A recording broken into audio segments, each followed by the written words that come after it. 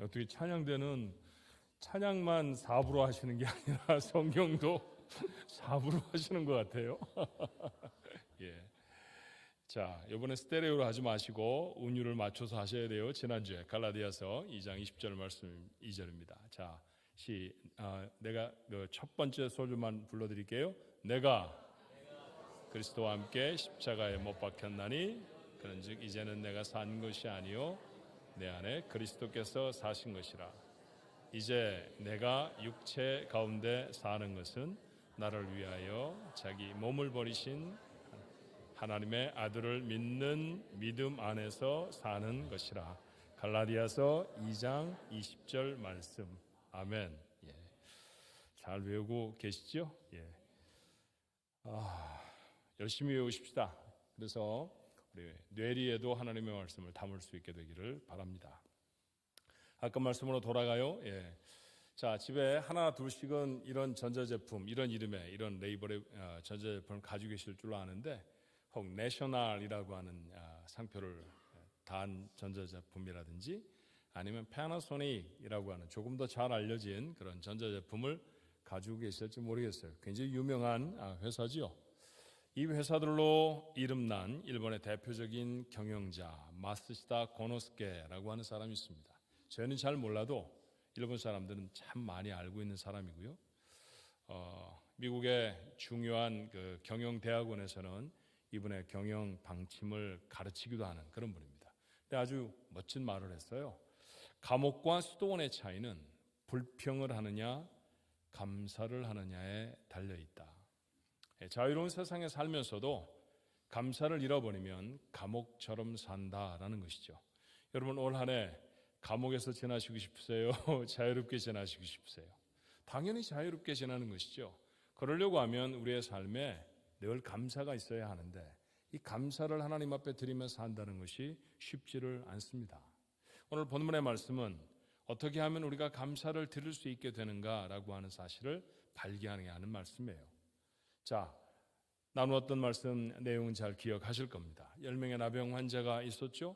고칠 수가 없어서 너무나 참혹한 질병이어서 사람들에게 버림을 받았기 때문에 그들은 절망한 인생들이었습니다. 근데 그들이 주님을 만났죠. 그리고 고침을 받습니다. 주께 돌아와 감사를 하는 사람도 있었습니다. 감사할 수 있는 인생이 아니었어요. 그런데 놀랍게 바뀌었습니다. 인생의 반전을 이룬 것입니다. 시작이 무엇이었나요? 주께 나아오는 것이었습니다. 그래서 우리가 기도함으로 주님 앞에 나아가십시다. 말씀을 담음으로 주님 앞에 나아가십시다. 예배함으로 하나님 앞에 나아가십시다 라고 우리 마음에 다짐을 했습니다. 그리고 지난해 마지막 주일에 드렸던 이 같은 본문의 말씀으로 마지막에 돌아와서 예수 앞에 감사하는 사람이 되어졌죠. 예, 그런 감사하는 인생이 되어져야 할 것입니다. 자, 주님 앞에 나아감으로 시작한 인생이 감사로 매짐하기 위해서 이 과정 동안에 우리의 삶에 꼭 필요한 것이 있더라고요. 자, 그 비결이 무엇인지 오늘 본문의 말씀을 통해 여러분과 제가 교훈이 되기를 바랍니다. 나병 환자들이 있는 힘을 다해서 주님께 소리를 쳤지요. 자, 13절의 말씀에 보면 소리를 높여 이르되 예수 선생님이여 우리를 불쌍히 여기소서. 그리고 그들의 부르짖음대로 그들을 주님이 돌아보십니다. 그리고 고쳐주셨습니다. 그런데 고쳐주시는 주님의 말씀이 조금 특이해요. 14절의 말씀에 보니 보시고 이르시되 가서 제사장들에게 너희 몸을 보이라 하셨습니다. 자, 이 나병 환자들은 제사장에게로 보냄을 받는 것을 기대했을까요? 아니었으리라 생각합니다. 나병 환자들이 바라던 말씀을 나았다라고 하는 말씀이었죠.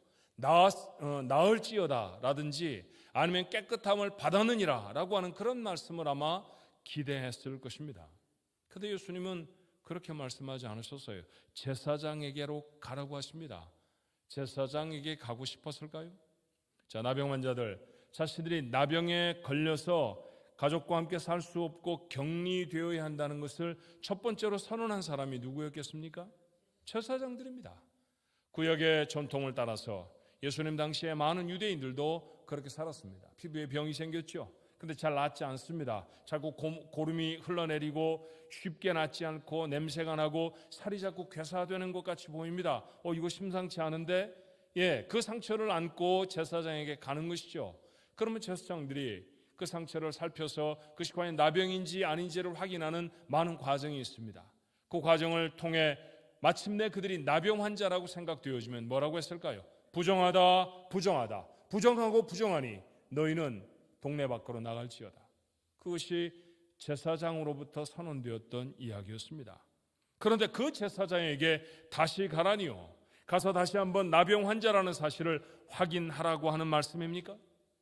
모두가 다 처음 제사장으로부터 나병 환자로 선언되던 때를 기억했을 것입니다. 다시는 상상도 하고 싶지 않은 기억입니다. 그런데 예수님은 제사장에게로 다시 가라고 말씀하십니다. 그분이 말씀하시면 뭔가 사건이 일어난다고 사람들이 전해 주었었죠. 그런 소문을 들었었습니다. 그분이 나았다 그러면 나았고요, 그분이 채웠다 그러면 채워지는 그런 놀라운 역사 일어났다는 얘기 들었습니다. 그런 것 가지고, 그런 기대를 가지고 주님 앞에 왔습니다. 그런데 예수님이 말씀하신 다음에도 아무것도 바뀌어지지 않습니다. 고름은 여전히 흘러내리고 뭉그러진 손가락도 여전합니다. 정말 짧은 시간이었을지라도 어쩌면 그들은 갈등하지 않았을까요? 예수님이 하신 말씀처럼 제사장에게로 가야 하느냐, 아니면 에이 헛걸음했잖아 라고 화를 내며 다시 돌아서느냐. 오늘 본문의 말씀을 보면 그들은 어떻게 했던가요? 그들은 예수님의 말씀대로 제사장에게로 갔습니다. 그리고 가는 길에 나음을 확인합니다. 제사장이 나았다고 확인해 주는 것이 아니라 그들이 제사장으로 가는 과정 속에 나았다라고 했습니다. 그들은 그렇게 가는 도중에 나을 것이라는 사실을 알았을까요? 예수님이 말씀하셨을 때는 낫지 않을 것이지만 너희들이 그 말씀에 순종하고 걸어가면 그러면 나을 거야. 누가 그렇게 그들에게 가르쳐 주지 않았습니다. 그럼에도 불구하고 그들은 다시 가고 싶지 않은 그곳을 향하여 갔습니다. 무엇이 그들을 주님의 말씀에 순종하게 했을까요? 믿음이었습니다. 주님이 말씀하셨으니까, 지금은 아무 변화가 일어나지 않았지만 그러나 주께서 우리에게 제사장에게 가라고 하셨으니까 한번 가보자. 그 아주 작은 믿음이 아마 그들에게 있었을 것입니다. 한 걸음 더 나아가 볼까요? 무엇이 그들로 기적을 경험하게 했을까요? 결국 그들은 나았고요, 하나는 돌아와 예수님 앞에 감사를 표합니다. 이 놀라운 기적의 주인공이 되어진 까닭이 무엇이었겠습니까? 그것도 믿음이었습니다. 믿음이 없었으면 이 일들을 이룰 수 없었죠. 예수님은 돌아와 감사한 한 나병 환자에게 이렇게 말씀하셨습니다. 오늘 본문 마지막 절 19절이죠. 그에게 이르시되 일어나 가라. 무엇이요? 내 믿음이 너를 구원하였느니라 하시더라. 그가 구원받은 것이 믿음이었습니다. 그렇다고 하면 예수님이 왜 그들을 제사장에게로 보내셨는지 우리는 이제 이유를 압니다. 제사장에게 가서 예수님이 다 하지 못한 무엇인가 다른 조치를 취하여 받으라고 하시는 말씀이었나요? 아니었습니다. 예수님이 하신 것으로 부족해 제사장이 무엇인가를 더 보태야 그 기적이 일어난다는 뜻 아니지요. 그들을 제사장에게로 보내시는 까닭은 그들의 믿음을 보시겠다는 이야기였습니다.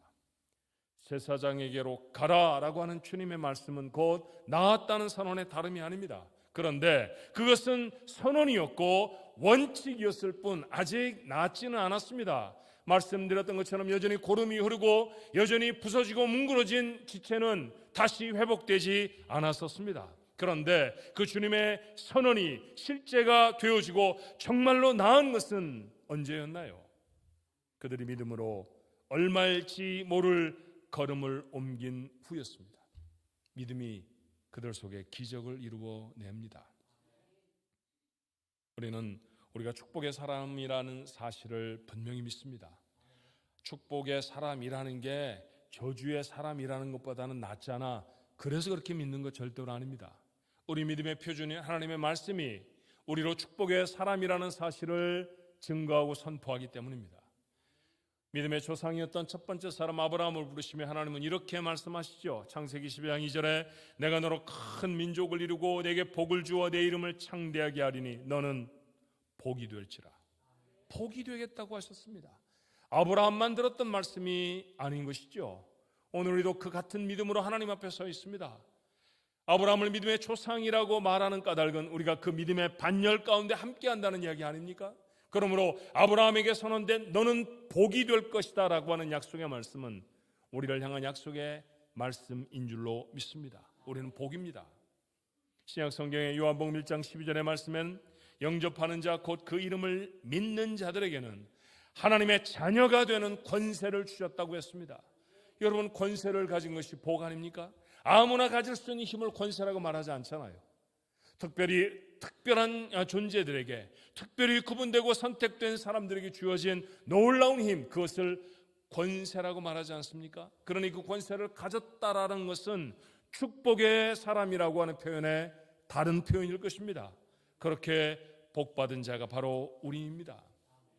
복을 받고 세상을 살아가면서도 이런저런 모양의 문제가 생기죠. 어려움이 생기기도 하고 예기치 않은 사건과 사고가 우리 앞에 일어나기도 합니다. 그러나 그럼에도 불구하고 우리가 복이라는 사실도 우리는 압니다. 로마서 8장 28절에 이렇게 말해요. 우리가 알거니와 하나님을 사랑하는 자 곧 그의 뜻대로 부르심을 입은 자들에게는 모든 것이 합력하여 선을 이루느니라. 모든 것이 합력하여서 잘 되지 않는 일도, 때때로 고난도, 어려움도, 역경도, 그것이 다 합하여서 우리에게 선이 되는 삶, 복된 삶이죠. 그렇게 우리는 축복의 사람입니다. 그런데 이런 선포된 말씀 앞에 서 있는 우리들 여전히 어렵지 않습니까? 돈에 묶여 있고 건강에 덜미가 잡혀서 자유를 누리지 못하는 감옥 같은 삶을 살아가고 계시지 않습니까? 생각해보면 권세가 특별히 있는 것 같지도 않고 우리가 복이라는 사실도 희미해져 버렸는지 모르죠. 하나님이 잘못 말씀하시는 걸까요?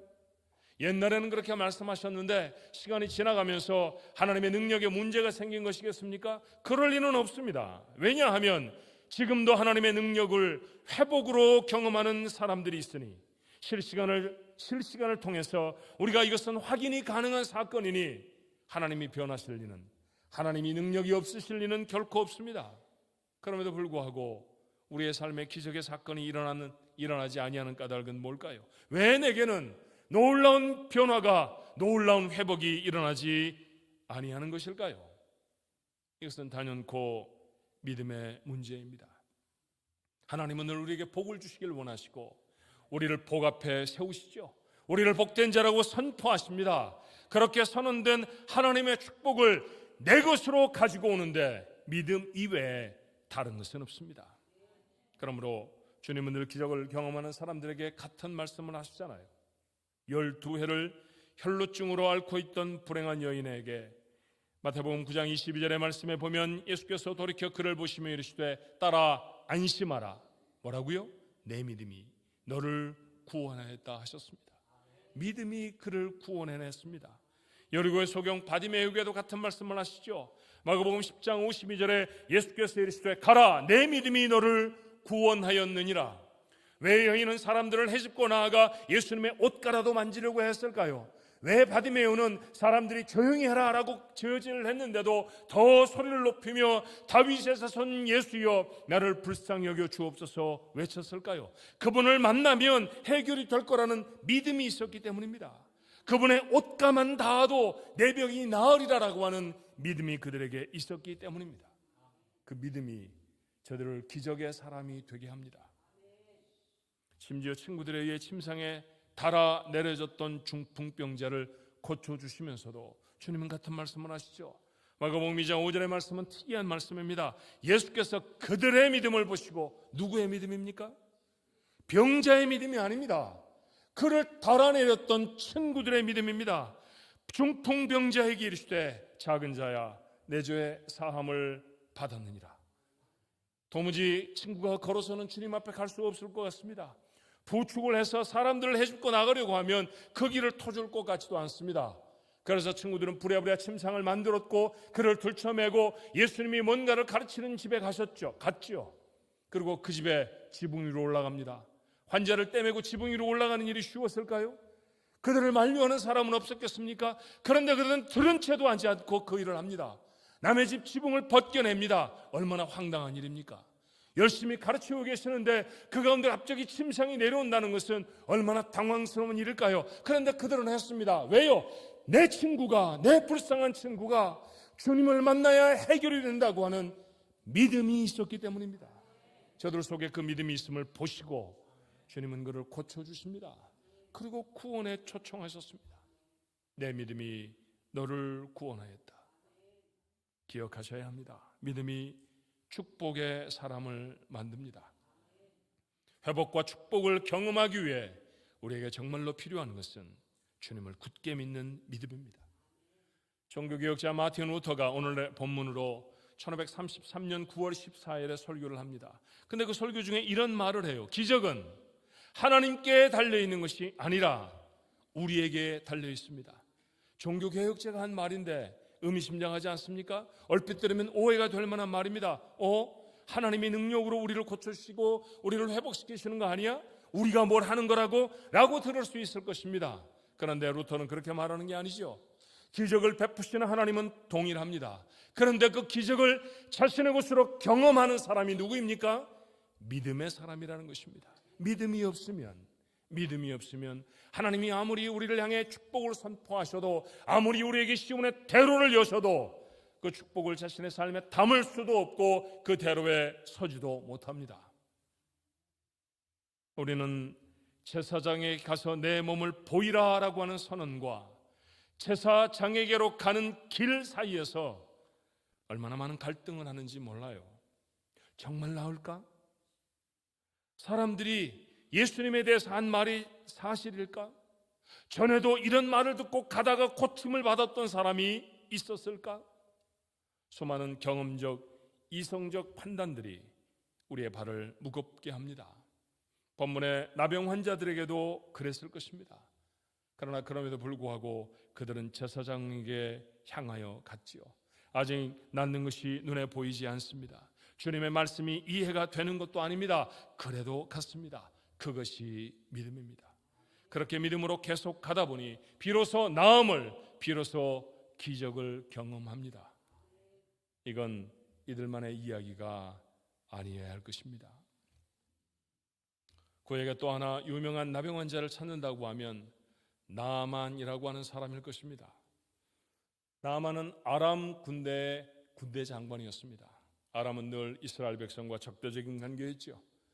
걸핏하면 국경을 넘어서 쳐내려오던 군대가 바로 아람 군대였습니다. 그러니 무슨 말입니까? 이 나아만이 군대를 지휘해서 이스라엘을 약탈해 갔다는 얘기잖아요. 그렇게 약탈해 가던 중에 어린아이 하나를 데려다가 집에서 노예로 삼습니다. 나쁜 사람입니다. 어떻게 그럴 수 있습니까?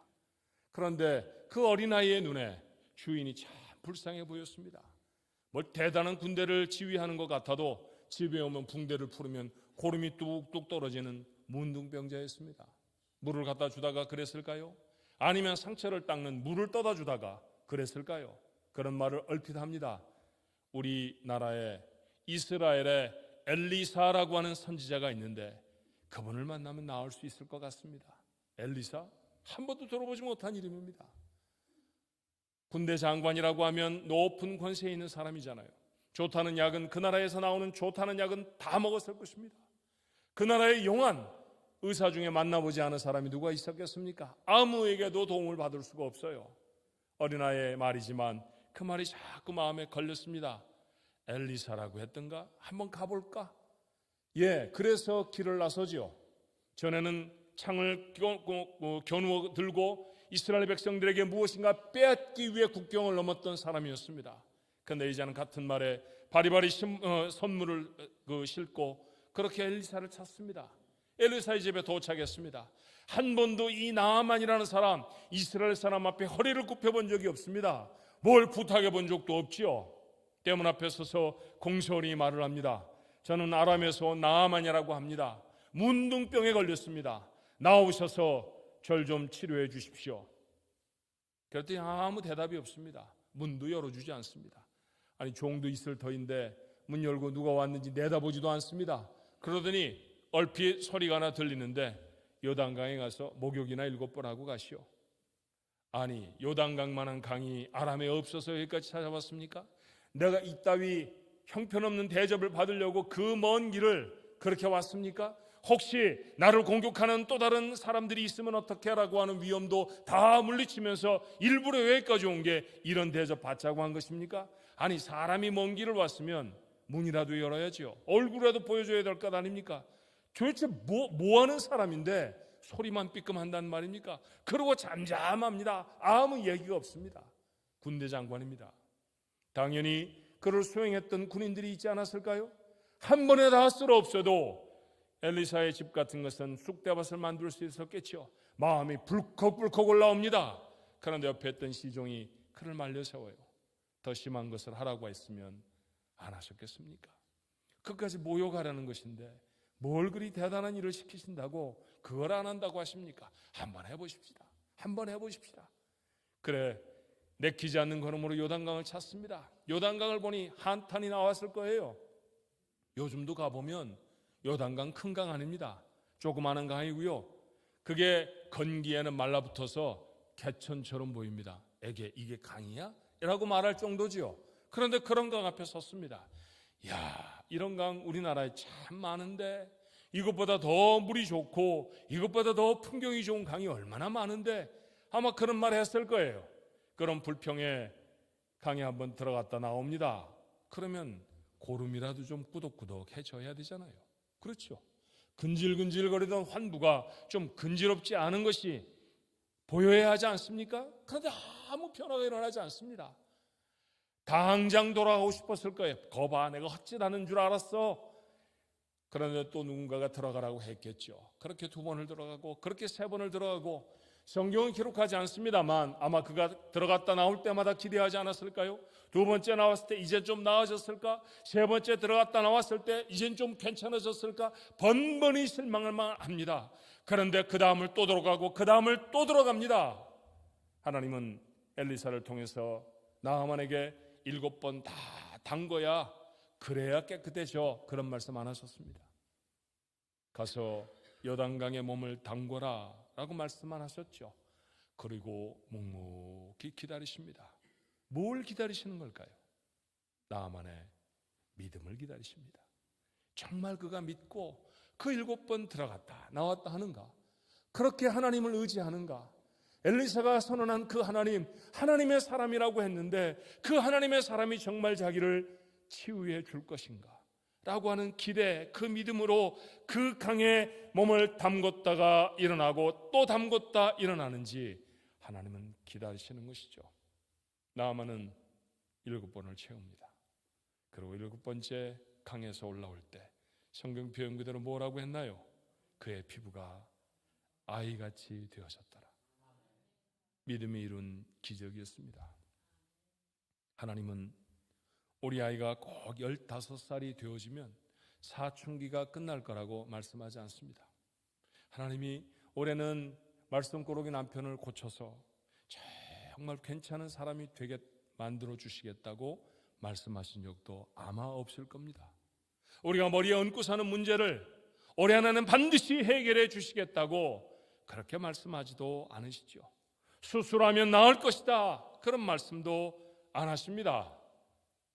말씀을 열고 하나님 앞에 서면, 기도하러 무릎을 접으면 하나님이 우리에게 말씀하십니다. 너 내 백성이야. 너 복이야. 하나님, 저 다음 달에 어떻게 살지 막막해요. 복이라고요? 복이야. 하나님, 이제 병에 들러서 제대로 운신하는 것도 힘들어요. 아침에 일어나려고 하면 얼마나 힘이 드는지 몰라요. 그래도 복이에요? 복이야. 하나님 우리에게 복이라고 말씀하십니다. 그리고 기다리시죠. 뭘 기다리시나요? 우리가 어떻게 믿음의 걸음을 떼어놓는지를 기다리십니다. 이해가 되는 것을 믿는 것을 믿음이라고 말하지 않아요. 이건 이렇게 되니까 맞아. 1 더하기 1이 2라는 것, 그거 믿는 걸 믿음이라고 말하지 않습니다. 그렇죠? 남들도 다 알고 논리적으로 설명이 가능한 것, 그런 걸 믿는 걸 무슨 믿음이라고 하나요? 그렇게 얻은 결과를 기적이라고 부르는 법은 더더군다나 없습니다. 눈에 보이지 않아도, 사람들이 모두가 다 동의해 주지 않아도, 내 짧은 머리에 다 담을 수 없는 것이라도 하나님은 내 편이시고 내 편이신 하나님이 나를 복이라고 하셨으니까 나는 복이 될 수밖에 없을 거야. 고름이 흐르는 손으로도 나는 복이야. 내 문제, 내 삶 속에 채워져야 할 모든 것들이 아직도 결핍되어 있는 상황 속에서도 나를 복이라고 하셨으니까 복일 거야. 그렇게 하루를 살아내는 사람, 그 사람을 믿음의 사람이라고 불러요. 그가 하나님의 사람이고, 그가 자녀된 권세를 누릴 사람이고, 그가 어떻게 모든 것이 협력해서 내게 선을 이루시는지를 목격하고 이 세상에 증거해낼 축복의 사람이 될 줄로 믿습니다. 그래서 우리는 매일을 믿음으로 살 겁니다. 믿음으로 살 것입니다. 오늘도 믿음으로 살고, 내일도 믿음으로 살고, 다음 달도 믿음으로 살 것입니다. 그리고 마침내 우리 하나님 앞에 감사하는 시간에 설 것입니다. 우리 모두 이 말씀을 마음에 담은 우리 가족들 모두의 삶에 하나님이 놀라운 복을 이루시도록, 선포되어진 복이 선포된 것으로 끝나는 것이 아니라 여러분의 삶에 구체적으로 실제로 일어나지는 하나님의 복의 실체가 되어지도록, 그 복을 만나고 그 복을 누려서 하나님의 역사를 세상에 증거해내는 우리 가족들 되시기를 주님의 이름으로 축원합니다. 기도하십시다. 안 믿어질 때가 참 많았죠. 복이라고 말씀하시면 아무개 집사는 복인 줄 압니다. 아무개는 복을 받았죠. 근데 저 복 받은 거 맞습니까? 그런 불뚝불뚝한 마음이 우리 속에서 올라올 때가 얼마나 많았습니까? 문제와 어려움들을 당할 때, 우리가 정말 당황스러웠을 때, 그때에도 내가 복이라고 하는 사실을 알았을까요? 하나님이 나를 지켜주실 것이라고, 하나님이 내게 은혜를 베푸실 것이라고 정말 우리는 그렇게 확신하며 서 있었을까요? 아니었습니다. 실망하고 좌절하고 원망하고 별의별 것 다 해보다가 하나님 앞에 돌아오면 다시 하나님 음성 듣지요. 너 복이다. 내가 네 하나님이고 네 아버지다. 그 말씀을 마음에 담으면서도 믿음의 걸음을 떼놓는 것이 얼마나 힘들었던지 아마도 문둥병자들도 그랬을 것입니다. 그런데 그들은 가고 싶지 않았던 제사장의 집으로 걸음을 옮깁니다. 그리고 가던 중에 나음을 발견합니다. 믿음의 삶에 하나님이 복을 주신다는 사실을 우리에게 이렇게 가르쳐 주시지 않았습니까? 아버지, 믿음으로 살게 하여 주시옵소서. 다 해석이 되어지고 다 이해가 돼서 믿는 것이 아니라 이해가 되지 않아서 믿음을 동원해야 하고, 남들이 모두가 다 지원해 주지 않는 것이라 믿음이 있어야 믿어지는 그런 일들, 하나님 우리의 삶에 얼마나 많습니까? 하나님 그 믿음 놓치지 않고 그 믿음으로 서게 해 주시어서, 하나님 우리를 복이라고 하셨죠. 우리를 하나님의 자녀라고 하셨죠. 하나님의 자녀가 받는 복, 아버지 하나님의 자녀가 누리는 복, 성경 속에서 그저 읽는 사람들의 이야기가 아니라 우리가 경험하는 이야기가 되게 축복해 주시옵소서. 올 한 해 믿음으로 살겠습니다. 믿음으로 걷겠습니다. 믿음으로 생각할 것이고, 믿음으로 말할 것이고, 믿음으로 걸음을 떼놓을 것이며, 믿음으로 우리의 손에 부으신 하나님의 부르심에 아멘 할 것입니다. 하나님, 그곳에 하나님이 기적을 일으켜 주시옵소서. 하나님의 베푸시는 놀라운 은혜와 사건을 경험하며 간증하며 살아갈 수 있는 복된 인생, 오늘 우리 가족들의 인생이 되도록 축복하옵소서. 예수님의 이름으로 간절히 기도하옵나이다. 아멘.